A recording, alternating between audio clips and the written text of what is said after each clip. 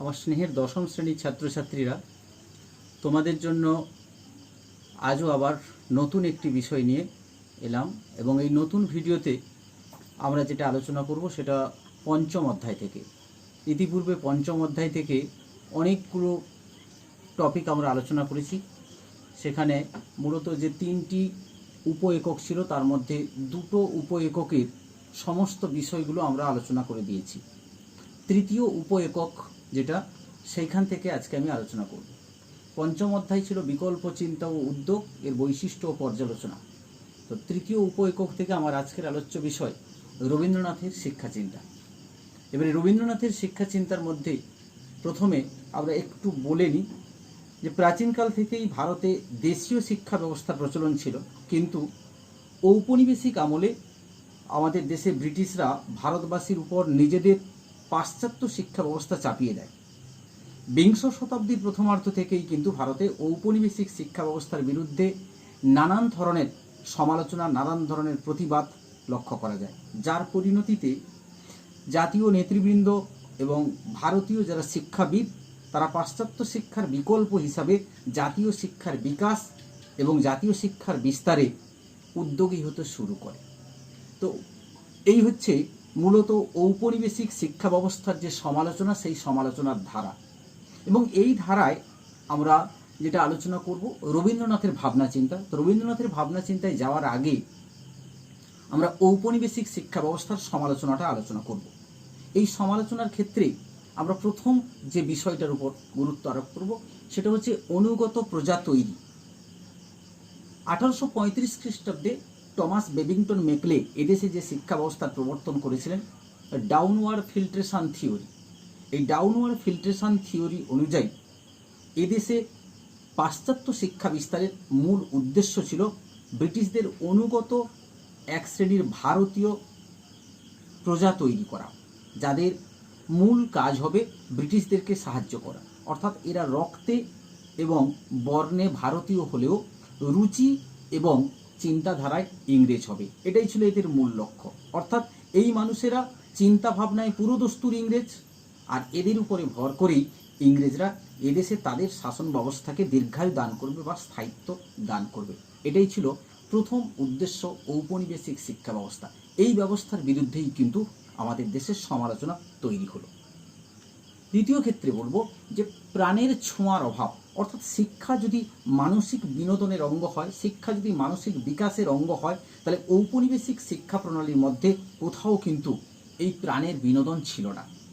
এখানে ছিল পাশ্চাত্যের জ্ঞান বিজ্ঞান, আর যে জ্ঞান বিজ্ঞানের সঙ্গে ভারতীয় ছাত্রদের পরিচয় ঘটবে ঔপনিবেশিক শিক্ষার দ্বারা, সেই যোগাযোগে কিন্তু যে যোগাযোগ ঘটবে, যে বিকাশ ঘটবে, যে মনের বিকাশ ঘটবে, যে জ্ঞানের বিকাশ ঘটবে, সেখানে কিন্তু প্রাণের ছোঁয়া থাকবে না। তাছাড়া জ্ঞান বিজ্ঞান শিক্ষার সঙ্গে ভারতের যে আধ্যাত্মিকতা, ভারতীয় যে দর্শন, সেই দর্শনের সঙ্গে কোনো যোগাযোগ ছিল না। রবীন্দ্রনাথ চেয়েছিলেন যে প্রকৃত পাশ্চাত্য শিক্ষার সঙ্গে প্রাচীন ভারতীয় শিক্ষার মেলবন্ধন যদি ঘটানো যায়, তাহলে সেই শিক্ষা হবে আদর্শ শিক্ষা। তিনিও কিন্তু এই শিক্ষা ব্যবস্থার পুরোপুরি ঔপনিবেশিক ধাঁচের শিক্ষা ব্যবস্থার সমালোচক ছিলেন। 3 নম্বর সমালোচনা হিসেবে হলো নান্দনিকতার অভাব। প্রশাসনিক কাজের জন্য ব্রিটিশরা এদেশে উপযুক্ত কর্মচারী তৈরির কথা ভেবেছিলেন। অর্থাৎ ইংরেজরা যেহেতু এদেশের ভাষা জানে না, ইংরেজরা যেহেতু এদেশের শিক্ষা সংস্কৃতি, এদেশের কালচার সম্পর্কে ওয়াকিবহাল নয়, সেই কারণে তারা এদেশে শাসন কার্য পরিচালনার জন্য, এদেশে বাণিজ্যিক কাজকর্ম পরিচালনার জন্য এক শ্রেণীর কর্মচারী নিয়োগ করতে চেয়েছিল, এক শ্রেণীর কর্মচারী তৈরি করতে চেয়েছিল। আর এই কর্মচারী তৈরি করার জন্য তারা ভাষা শিক্ষার প্রয়োজন অনুভব করেছিল। অর্থাৎ এমন একটা গোষ্ঠী তৈরি হবে যারা ইংরেজদের ভাষা বুঝবে, ইংরেজরা তাদের ভাষা বুঝবে। অর্থাৎ সাহিত্য বা ভাষা শিক্ষার সাহায্যে একটা নান্দনিক মন গড়ে তোলার যে ভাবনা, যা ভারতীয় আদর্শের মধ্যে রয়েছে, সেটা কিন্তু এখানে থাকবে না। অর্থাৎ এরা বিদেশি ভাষায় ব্যাকরণ, বিদেশি ভাষা মুখস্থবিদ্যা এগুলোই করবে।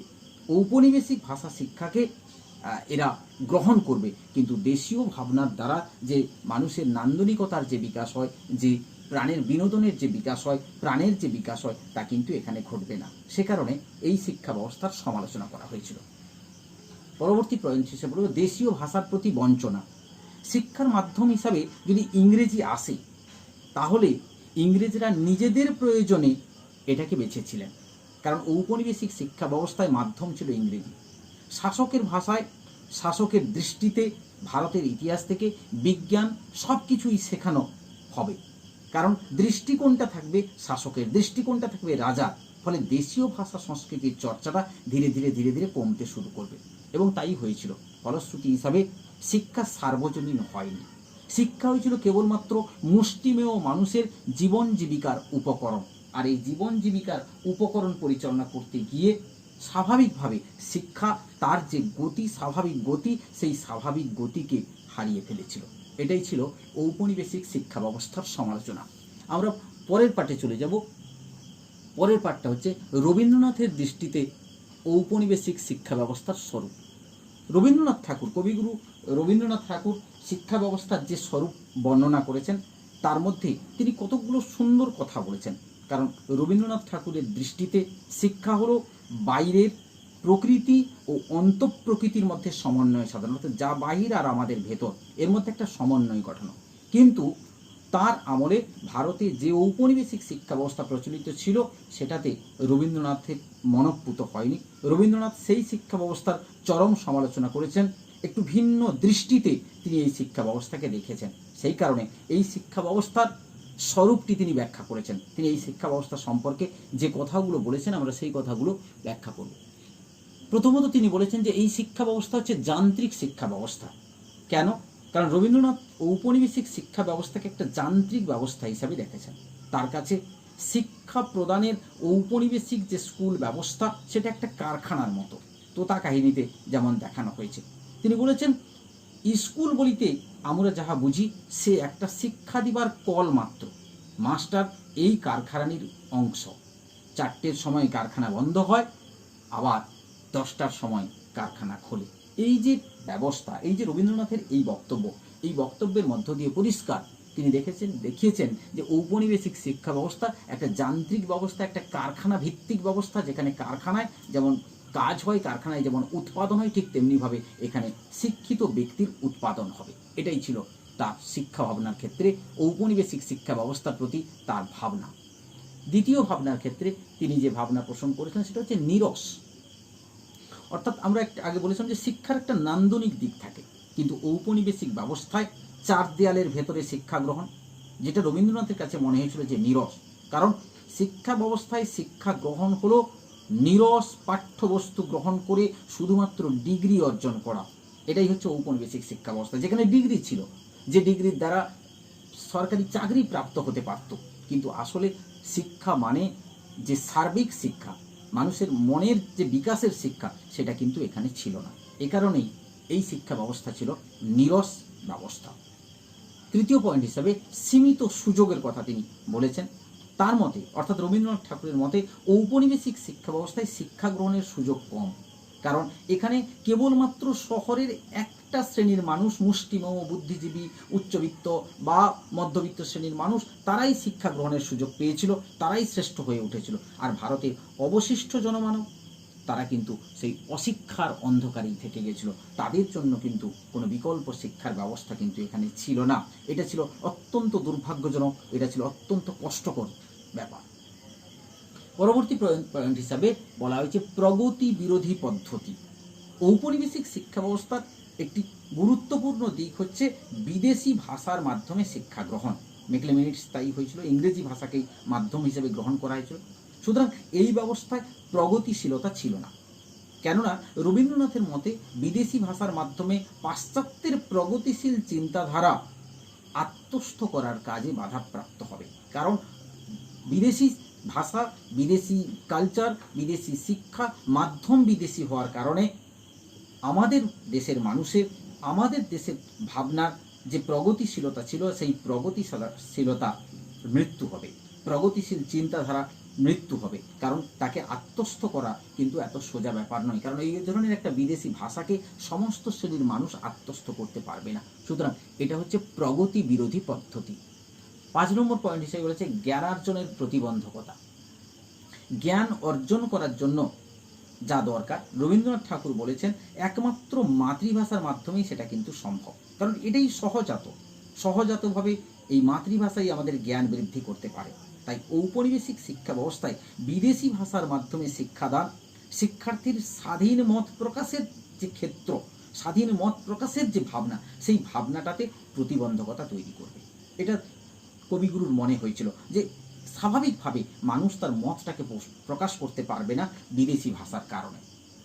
পরবর্তী পয়েন্ট হিসাবে তিনি উল্লেখ করেছেন জ্ঞান ভিক্ষার কেন্দ্র। খুব সুন্দর কথা। রবীন্দ্রনাথ ঠাকুর বলেছেন ঔপনিবেশিক শিক্ষা ব্যবস্থা ভারতীয় শিক্ষা প্রতিষ্ঠানগুলিকে জ্ঞান ভিক্ষার কেন্দ্রে পরিণত করেছে। কারণ ভারতীয় শিক্ষা ব্যবস্থায় জাতীয় মর্যাদাকে বাদ দিয়ে পাশ্চাত্যের ধার করা বিদ্যাকে আমরা অনুকরণ করছি। এটাই হচ্ছে ঔপনিবেশিক শিক্ষা, যেখানে আমাদের নিজস্ব ভাবনাটাকে বিদায় দিয়ে, আমাদের নিজস্ব ভাবনাটাকে অস্বীকার করে আমরা পাশ্চাত্যের ভাবধারাকে অনুকরণ করার চেষ্টা করছি, এবং সেটাই যেন আমাদের কাছে একটা নীতি হয়ে দাঁড়িয়েছে। আর সেই নীতির দ্বারা পরিচালিত হয়ে আমরা পাশ্চাত্যের ভাবনাটাকে গ্রহণ করছি এবং পাশ্চাত্যের ভাবধারার দ্বারা পরিচালিত হচ্ছি। সেটা আমাদের কাছে ভিক্ষাবৃত্তি নেয়। তিনি বলেছেন এটা পুরোপুরিভাবে একটা ভিক্ষাবৃত্তি মাত্র, এছাড়া আর কিছুই নয়। এবারে তাহলে রবীন্দ্রনাথের দৃষ্টিতে ঔপনিবেশিক শিক্ষা ব্যবস্থার স্বরূপ কী, সেটা আমরা পরপর 5টা পয়েন্টে ব্যাখ্যা করলাম। নেক্সট আমরা পরের পাঠে চলে যাব শান্তিনিকেতন ভাবনা। রবীন্দ্রনাথ ঠাকুরের দৃষ্টিতে শান্তিনিকেতন ভাবনা আমি আলোচনা করব, এবং এটা উল্লেখযোগ্য একটা দিক। রবীন্দ্রনাথ ঠাকুর 57 বছর বয়সে বিশ্বভারতী গঠনের উদ্যোগ নিয়েছিলেন, কারণ এই বিশ্বভারতীর স্বপ্নটাই হচ্ছে রবীন্দ্রনাথের শান্তি নিকেতন ভাবনার একটি অন্যতম ভাবনা। কারণ এখানে তিনি প্রথম যে কথাটি বলেছিলেন, এখানে তিনি প্রথম যে ভাবনাটি ভেবেছিলেন সেটার মধ্যে ছিল ব্রহ্ম বিদ্যালয় প্রতিষ্ঠা। এই ব্রহ্ম বিদ্যালয় প্রতিষ্ঠা করার ক্ষেত্রে রবীন্দ্রনাথ ঠাকুরের ভাবনা ছিল অত্যন্ত গুরুত্বপূর্ণ। অত্যন্ত গুরুত্বপূর্ণ কেন আমি এই কথা বলছি, তার কারণ হচ্ছে রবীন্দ্রনাথ ঠাকুর তার প্রাণের আনন্দ, মনের বিকাশ, এই বিষয়টাকে বাস্তবায়িত করার জন্য তিনি মূলত শান্তিনিকেতনের ভাবনা ভেবেছিলেন এবং শান্তিনিকেতনের আদর্শকে গ্রহণ করতে চেয়েছিলেন। তার নিরস জীবনের অনেকখানি কাল অতিবাহিত করার পর তিনি যে জায়গাটিতে, তিনি যে ভাবনাতে উপনীত হয়েছিলেন, সেটা হচ্ছে কাজের অবসরে, সময়ের অবসরে শান্তি প্রতিষ্ঠা। আর এই শান্তি প্রতিষ্ঠা করতে গিয়ে তিনি প্রথম যে কাজটা করেছিলেন সেটা হচ্ছে তার ব্রহ্ম বিদ্যালয় প্রতিষ্ঠা। ব্রহ্ম বিদ্যালয় প্রতিষ্ঠার ক্ষেত্রে তিনি উল্লেখযোগ্য কতগুলো কাজ করেছিলেন, সেই উল্লেখযোগ্য কাজগুলো আমরা পরপর আলোচনা করব। প্রথমে আলোচনা করব ব্রহ্ম বিদ্যালয় প্রতিষ্ঠার কথা। ব্রহ্ম বিদ্যালয় প্রতিষ্ঠার কথা বলতে গিয়ে আমি বলবো যে বিশ্বকবি রবীন্দ্রনাথ ঠাকুর 1901 খ্রিস্টাব্দে শান্তিনিকেতনে একটি ব্রহ্ম বিদ্যালয় প্রতিষ্ঠা করেছে। এটাকে ব্রহ্মচর্যাশ্রমও বলা হয়। ব্রহ্মচর্যাশ্রম এখানে বলা হয় কারণ রবীন্দ্রনাথ ঠাকুর 1901 খ্রিস্টাব্দে, আমি একটু আগে বলেছিলাম, যেখানে মনের আনন্দ, প্রাণের বিকাশ থাকবে সেখানেই তিনি প্রকৃত শিক্ষা হবে বলে তিনি বিশ্বাস করতেন। এই কারণে শান্তিনিকেতনে একটি ব্রহ্মচর্যাশ্রম প্রতিষ্ঠা করেছিলেন। এখানে প্রথম 5 জন শিক্ষার্থীকে নিয়ে তিনি তার পথ চলা শুরু করেছিলেন। আর এই 5 জন শিক্ষার্থীকে নিয়ে পথ চলা শুরু করে পরবর্তীকালে তিনি একটি বৃহত্তর আঙিনায় প্রতিষ্ঠিত হয়েছিলেন, বৃহত্তর আঙিনায় পৌঁছে গেছিলেন। এই প্রাথমিক, এখানে অর্থাৎ শান্তিনিকেতনে প্রাথমিক এবং সেকেন্ডারি শিক্ষাদানের ব্যবস্থা করা হয়েছিল, উচ্চ শিক্ষাদানের কোনো ব্যবস্থা ছিল না।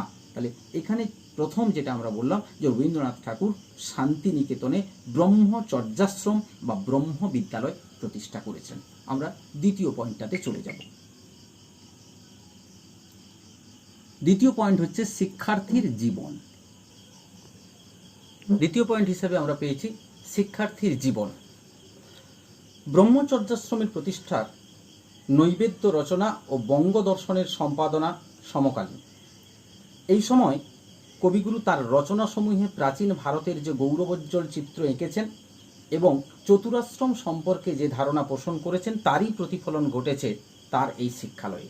অর্থাৎ এই বিদ্যালয় প্রতিষ্ঠার মূল উদ্দেশ্য ছিল চতুরাশ্রম ও তপবনের আদর্শকে পুনঃপ্রতিষ্ঠা করা।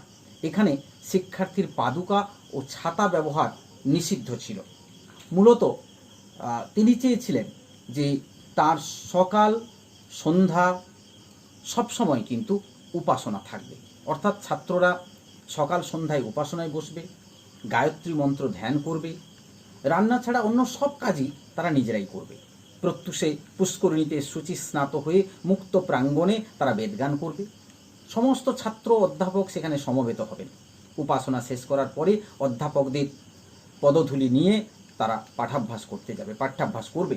পাঠ্যসূচির মধ্যে কী ছিল? বাংলা, ইংরেজি, সংস্কৃত, অঙ্ক, ইতিহাস, ভূগোল, বিজ্ঞান সবই ছিল। আরাম বা সুখভোগ নয়, সরল জীবনযাত্রা, গুরু সেবা, অতিথি সেবা সবই পূর্বকালের আশ্রমিক আদর্শে ছাত্রদের শিক্ষা দেওয়াই ছিল এখানকার মূল উদ্দেশ্য। এটাই ছিল শিক্ষার্থীর জীবন, আশ্রম কেন্দ্রিক শিক্ষার্থীর জীবন ছিল এটা। পরবর্তী পয়েন্ট হিসাবে এখানে বলা হয়েছে শিক্ষার উদ্দেশ্য, অর্থাৎ কবিগুরু শিক্ষার উদ্দেশ্য বলতে বুঝিয়েছেন মানুষ তৈরি করা, যে মানুষ গড়াই তো শিক্ষা। মানুষ বলতে কোন মানুষ? সেই অনুসারেই মানুষের প্রণালী প্রবর্তন করতে চেয়েছেন তিনি। তিনি বারবার বলেছেন ছেলেদের মন জাগানোর কথা।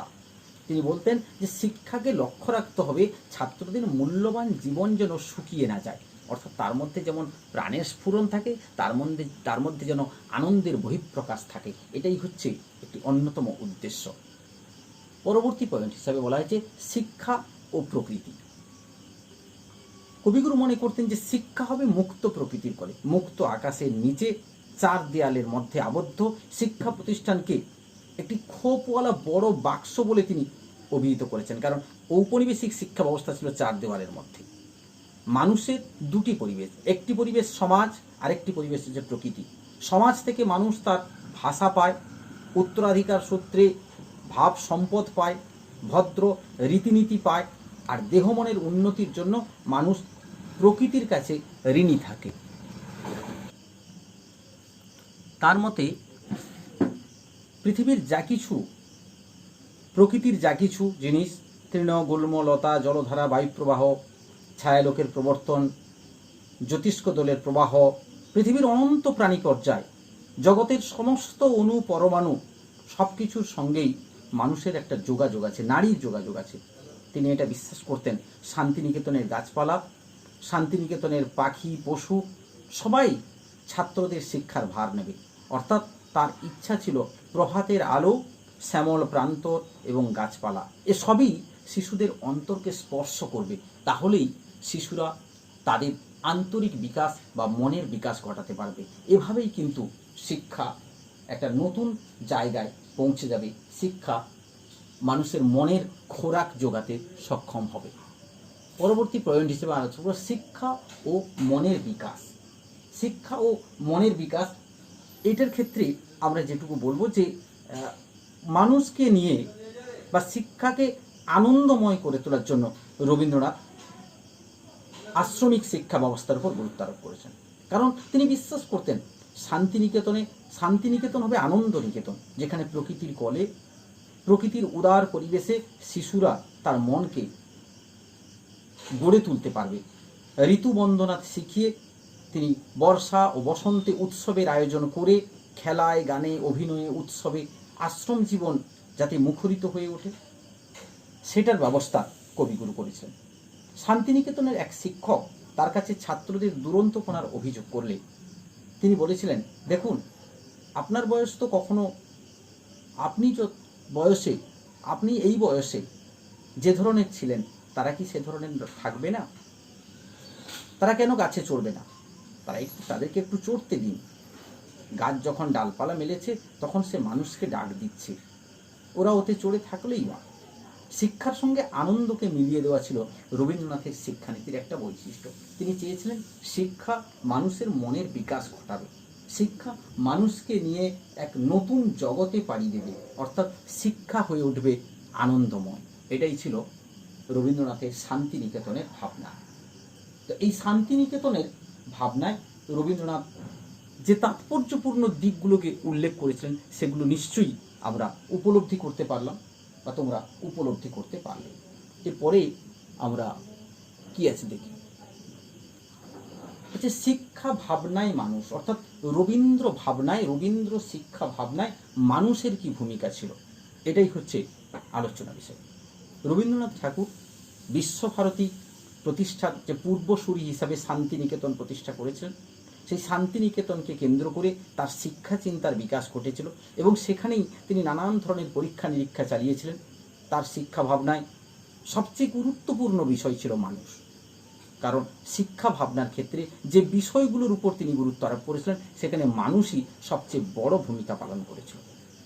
তিনি বলেছিলেন যে শিক্ষার মূল উদ্দেশ্য হচ্ছে মানুষের দুর্দশা লাঘব করা। দেবেন্দ্রনাথ ঠাকুর তার পিতা রবীন্দ্রনাথকে জমিদারি দেখাশোনার দায়িত্ব দিয়ে রবীন্দ্রনাথ সর্বপ্রথম গ্রামের সাধারণ মানুষের দুর্দশাগ্রস্ত অবস্থা সচক্ষে দেখতে পেয়েছেন। তিনি উপলব্ধি করেছেন গ্রামই হচ্ছে ভারতের প্রাণ, সুতরাং গ্রামের যদি উন্নতি না হয় তাহলে দেশের কোনোদিন উন্নতি হবে না। তাই গ্রামগুলো সংগঠনের মাধ্যমে পল্লী মঙ্গল সাধনে তিনি উদ্যোগ নিয়েছিলেন। দ্বিতীয় ক্ষেত্রে তার ভাবনাই ছিল কৃষি, কারণ এদেশের মূল প্রাণশক্তি নিহিত আছে কৃষির উপর। কৃষিভিত্তিক জীবন জীবিকার যদি উন্নতি না হয় তাহলে এই দেশের উন্নতি হবে না। এই জন্য গ্রামের কৃষিবিদ্যার উন্নয়নের উদ্দেশ্যে 1906 খ্রিস্টাব্দে পুত্র রথীন্দ্রনাথ ঠাকুর এবং বন্ধুপুত্র সন্তোষচন্দ্র মজুমদারকে আমেরিকায় পাঠিয়েছিলেন। তার জামাতা নগেন্দ্রনাথ গাঙ্গুলিকেও তিনি 1907 খ্রিস্টাব্দে বিদেশে কৃষিবিদ্যা পড়ার জন্য পাঠিয়েছিলেন। রবীন্দ্রনাথ তার বন্ধু ও নগেন্দ্রনাথ 1909 খ্রিস্টাব্দে স্বদেশে ফিরে রবীন্দ্রনাথের তত্ত্বাবধানে বৈজ্ঞানিক প্রথায় চাষ এবং বীজ, সার, সেচ প্রভৃতির ব্যবহার শুরু করেছিলেন। তৃতীয় ক্ষেত্রে কুটির শিল্পের বিকাশের কথা তিনি বলেছিলেন, অর্থাৎ গ্রামের মানুষের মধ্যে কুটির শিল্পের প্রসার ঘটানোর চিন্তাভাবনা তিনি করেছিলেন। একজন তাঁতিকে শান্তিনিকেতনে নিয়ে গিয়ে সেখানকার দরিদ্র মানুষকে তাঁতের কাজ শেখাতে উৎসাহিত করেছেন তিনি। এছাড়া মাটির তৈরি বিভিন্ন জিনিস, হস্তশিল্প এগুলোর প্রসার ঘটানোর ক্ষেত্রেও রবীন্দ্রনাথের চিন্তাভাবনা ছিল। শিক্ষার প্রসার পরবর্তী পয়েন্ট আছে, গ্রামের মানুষের অজ্ঞতা দূর করার উদ্দেশ্যে তার মধ্যে শিক্ষার প্রসার ঘটাতে হবে এবং এটা অত্যন্ত জরুরি। রবীন্দ্রনাথ মনে করতেন, তার মতে গ্রামের মানুষের সেবা করতে হলে আগে তাদেরকে শিক্ষা লাভ করতে হবে, গ্রামের মানুষের মধ্যেও কিন্তু শিক্ষার প্রসার ঘটাতে হবে, তা না হলে কিন্তু প্রকৃত উন্নতি আসবে না। পরবর্তী ক্ষেত্রে সম্প্রীতির কথা তিনি বলেছেন, যে সমাজের বিভিন্ন সম্প্রদায় রয়েছে, প্রতিটি সম্প্রদায়ের মধ্যে সম্প্রীতি অত্যন্ত জরুরি, কারণ যদি সংঘাত হয় তাহলে কিন্তু হিন্দু, মুসলিম, ব্রাহ্মণ, চণ্ডালের মধ্যে যে বিভেদ তৈরি হবে তা কর্মক্ষেত্রে প্রাণ চঞ্চলতাকে নষ্ট করে দেবে। কর্মক্ষেত্রের যে প্রাণ চঞ্চলতা সেটা অসার বলে প্রতিপন্ন হবে। তাই সকলের সঙ্গে সকলের সম্প্রীতি প্রতিষ্ঠা করতে হবে। এই বিষয় যদি না থাকে তাহলে কিন্তু প্রকৃতপক্ষে শিক্ষার প্রসার ঘটবে না। আমরা নেক্সট পার্টে চলে যাব। নেক্সট পার্টে কি আছে দেখি। নেক্সট পার্টে হচ্ছে বিশ্বভারতী প্রতিষ্ঠা, অর্থাৎ এই ক্ষেত্রে কিন্তু রবীন্দ্রনাথ ঠাকুরের যে মূল ভাবনা, অর্থাৎ তিনি তার শিক্ষা পরিচালনার ক্ষেত্রে যে ভাবনাগুলো দেখেছিলেন তার এখানেই সেই ভাবনা কিন্তু শুরু হলো। প্রথম পয়েন্ট বলবো, বিশ্বভারতীর স্বপ্ন। 57 বছর বয়সে রবীন্দ্রনাথ ঠাকুর বিশ্বভারতী গঠনের উদ্যোগ নিলেন। কয়েকজন গুজরাট ব্যবসায়ীদের কাছে তিনি প্রথম বিশ্বভারতী গঠনের কথা ব্যক্ত করলেন। তারপর শান্তিনিকেতন পত্রিকায় বিশ্বভারতী শব্দটি প্রথম উল্লেখ করলেন। 1918 খ্রিস্টাব্দে 23 ডিসেম্বর বিশ্বভারতী প্রতিষ্ঠা হলো। এর কাজকর্ম অল্প করে শুরু হলো। 1919 খ্রিস্টাব্দের 18 জুলাই বিশ্বভারতী গঠনে তিনি চার্লস ফ্রিয়ার অ্যান্ড্রুজের বিশেষ সহযোগিতা পেয়েছিলেন। পেছনে অ্যানি বেসান্তেরও ভূমিকা ছিল। তার মাদ্রাজ ন্যাশনাল ইউনিভার্সিটির একটা প্রভাব ছিল। কিন্তু রবীন্দ্রনাথ এখানকার আচার্য হওয়া সত্ত্বেও রাজনৈতিক কারণে এটি বন্ধ হয়ে যায়। ফলে তখন থেকে তার স্বপ্ন ছিল বিশ্বভারতী গঠন। আর এই বিশ্বভারতী গঠনের ক্ষেত্রে 1921 খ্রিস্টাব্দের জুলাই মাসে ইউরোপ, আমেরিকা ঘুরে শান্তিনিকেতনে ফিরেই কবিগুরু বিশ্বভারতীর আনুষ্ঠানিক উদ্বোধন সভা ও বিশ্বভারতী পরিষদ গঠন করলেন। তারপর 1921 খ্রিস্টাব্দে তিনি প্রতিষ্ঠা করলেন বিশ্বভারতী 10 জন ছাত্রকে নিয়ে। পণ্ডিত ব্রজেন্দ্রলাল শীলের সভাপতিত্বে বিশ্বভারতী বিশ্ববিদ্যালয়ের কাজ শুরু হলো। প্রথম অধ্যক্ষ হলেন বিধুশেখর ভট্টাচার্য। বোধহয় বিধুশেখর ভট্টাচার্য যদি না থাকতেন তাহলে বোধহয় বিশ্বভারতী তার কাজে পৌঁছাতে পারত না। এক্ষেত্রে উদ্দেশ্য ছিল বিশ্ব নাগরিক তৈরি করা, অর্থাৎ তিনি চেয়েছিলেন যে এখানে যারা পড়াশোনা করবে তারা বিশ্ব নাগরিক হবে। বিধুশেখর ভট্টাচার্য খুব সুন্দর একটি কথা বলেছেন এই অর্থে, যে যত্র বিশ্ব ভবত্যেক নিড়ম, যার অর্থ বিশ্বের সমস্ত উৎপাদিত বিদ্যার অনুশীলন কেন্দ্র হবে এটি, যেখানে সারা বিশ্ব একটি নিড়ে বা বাসায় আশ্রয় লাভ করবে, যেখানে বিদ্যা আহরণ, জ্ঞান চর্চার জন্য পৃথিবীর নানা প্রান্তের বিচিত্র মানুষ এই নিড়ে এসে পৌঁছাবে, এই নিড় বাঁধবে। রবীন্দ্রনাথের ভাবনায় সমগ্র বিশ্বের ভাবনায় মিলিত রূপ তৈরি হবে, সেই মিলিত রূপ হবে বিশ্বভারতী। অর্থাৎ এখানে যেমন ভারতীয় ভাবনা থাকবে, তেমনই বিশ্বের ভাবনা থাকবে। রবীন্দ্রনাথ বিশ্বভারতী গড়ে ওঠার প্রাক্কালে গড়েছিলেন প্রত্যেকটি দেশের শিক্ষার সঙ্গে সেখানকার জীবনযাত্রার একটা মিল থাকবে, সেখানকার শিক্ষার একটা মিল থাকবে। কারণ আমাদের দেশের শিক্ষার সঙ্গে কেরানিগিরি, দারোগাগিরি এগুলির মিল আছে। যেখানে চাষ হচ্ছে, কোমরের চাকা ঘুরছে, আধুনিক শিক্ষার কোনো স্পর্শ নেই। অন্য কোনো শিক্ষিত দেশে এমন সুযোগ নেই। ভারতবর্ষে আদর্শ বিশ্ববিদ্যালয় গঠন বা আদর্শ বিদ্যালয় গঠনের জন্য অর্থশাস্ত্র, কৃষিতত্ত্ব, স্বাস্থ্যবিদ্যা, সমস্ত ব্যবহারিক বিজ্ঞান যা দেশের জীবনযাত্রার কেন্দ্রস্থল দখল করবে। এই বিদ্যালয় উৎকৃষ্ট আদর্শ চাষ হবে, গোপালন হবে, কাপড় বোনা হবে, সমবায় প্রণীতে আর্থিক সমৃদ্ধি ঘটবে, আদিবাসী জীবনের সঙ্গে ঘনিষ্ঠতা বৃদ্ধি পাবে। অর্থাৎ রবীন্দ্রনাথের বিশ্বভারতীর মাধ্যমে এই সব ভাবধারা বাস্তবায়িত করার উদ্যোগ নেওয়া হয়েছিল। অর্থাৎ যত্র বিশ্ব ভবত্যেক নীড়ম, যেখানে বিশ্ব একটি নীড়ে পরিণত হবে। আর এই নীড়ে পরিণত করার জন্য রবীন্দ্রনাথের যে বিশ্বভারতীর উদ্যোগ, সেখানে প্রথম শান্তিনিকেতন। শান্তিনিকেতনে বিশ্বভারতীর বিভিন্ন শাখা কেন্দ্রগুলি প্রতিষ্ঠিত হয়েছিল। এর মধ্যে ছিল পাঠ ভবন, অর্থাৎ এটা বিদ্যালয়, শিক্ষা ভবন, মহাবিদ্যালয়, বিদ্যা ভবন, স্নাতকোত্তর ও গবেষণা কেন্দ্র, এছাড়া ছিল কলা ভবন এবং সঙ্গীত ভবন। রবীন্দ্রনাথ ঠাকুর অধ্যাপক তান ইউন সানের সহযোগিতায় 1937 খ্রিস্টাব্দে এখানে প্রতিষ্ঠা করেছেন চীনা ভবন এবং 1939 খ্রিস্টাব্দে এখানে প্রতিষ্ঠিত হয়েছিল হিন্দি ভবন। এছাড়া পরবর্তীকালে বঙ্গভবন তৈরি হয়েছিল। আরও বিভিন্ন দেশের জন্য এখানে উন্মুক্ত দ্বার হয়েছিল। পরবর্তী প্রতিষ্ঠান হিসেবে শ্রীনিকেতনের কথা বলব। শান্তিনিকেতন থেকে 2 মাইল দূরে সুরুল গ্রামে কৃষি ও পল্লী সংগঠনের কেন্দ্র হিসেবে তিনি শ্রীনিকেতন প্রতিষ্ঠা করেছিলেন। তিনি মনে করতেন পল্লী চর্চা, পল্লী সংগঠন এগুলোকে বাদ দিয়ে ভারতীয় শিক্ষা অসম্পূর্ণ, তাই এখানে কৃষি পল্লী সংগঠন ভবন এবং শিল্প ভবন গড়ে উঠেছিল। এটি হলো রবীন্দ্রনাথের গ্রামোন্নয়ন এবং কিশোর যুবকদের জন্য উন্নয়নমূলক কার্যাবলীর কেন্দ্র। সুতরাং এটাও ছিল তার একটা স্বপ্ন। পরবর্তী পয়েন্ট হিসেবে আমরা বলবো আন্তর্জাতিকতা। বিশ্বভারতীর গুরুদেবের আহ্বানে বহু বিদেশি এখানে এসেছিলেন। জার্মান ভাষাতত্ত্ববিদ মার্ক কার্লঙ্ক, ফরাসি ভাষাতত্ত্ববিদ mister Benoit, Sylvain Levi, madame Levi এখানে এসেছিলেন। প্রাগের সংস্কৃত শিক্ষক লেসনি ও ভিন্টারনিটস, ইটালির প্রাচ্যবিদ তুচ্চি ফার্মিকি, রাশিয়ার ক্যাসানোভা, হল্যান্ডের বাকে দাম্পত, জাপানের কাসাহারা, তান ইউন সুন, আমেরিকার doctor Harry timber, Shrimati timber, miss green, ইহুদি ললনা, মিস সান্তাক্লস এরা সবাই এখানে এসেছেন। অস্ট্রিয়ান স্থপতি Liza fun, Pearson, CF Andrews এরাও এখানে এসেছিলেন। গঠিত হয়েছিল মহামিলনের কেন্দ্র। বিশ্বভারতী হয়েছিল মহামিলন কেন্দ্র। শান্তিনিকেতন বিদ্যালয়কে বিশ্বের সাথে মেলাতে হবে, সব সংকীর্ণতা দূর করে সমস্ত মানুষের মনুষ্যত্ব চর্চার কেন্দ্র গড়ে তুলতে হবে। এটাকে ভারতের সঙ্গে বিশ্বের সংযোগ ঘটাতে হবে। বোলপুরের প্রান্তরে শান্তিনিকেতনে মহামিলন যজ্ঞের কর্মসূচি গৃহীত হলো। প্রথম বিশ্বযুদ্ধ শেষ হলো, 1 মাস পরে বিশ্বভারতী স্থাপিত হলো। যুদ্ধজনিত কারণে কবির মনোলোকের পরিবর্তন থেকেই বিশ্বভারতী প্রতিষ্ঠার ভাবনা। বিশ্ব ভারতের কাছে এসে পৌঁছাবে, সেই বিশ্বকে ভারতীয় করে নিয়ে আমাদের রক্তরাগে রঞ্জিত করে ভারতের মহাপ্রাণে অনুপ্রাণিত করে আবার সেই প্রাণকে বিশ্বের কাছে উপস্থিত করতে হবে। এটাই ছিল রবীন্দ্রনাথের মহামিলনের কেন্দ্র। এভাবেই বিশ্বভারতী প্রতিষ্ঠার স্বপ্ন বাস্তবায়িত হয়েছিল। বিশ্বভারতী প্রতিষ্ঠার স্বপ্ন কবিগুরু দেখেছিলেন। মানুষের তপস্যা ক্ষেত্র বিশ্বভারতী ছিল সর্ববিদ্যার মিলন ক্ষেত্র। শুধু বিশ্ব প্রকৃতির মধ্যে নিজেকে খুঁজলে বা অনুভব করলে চলবে না।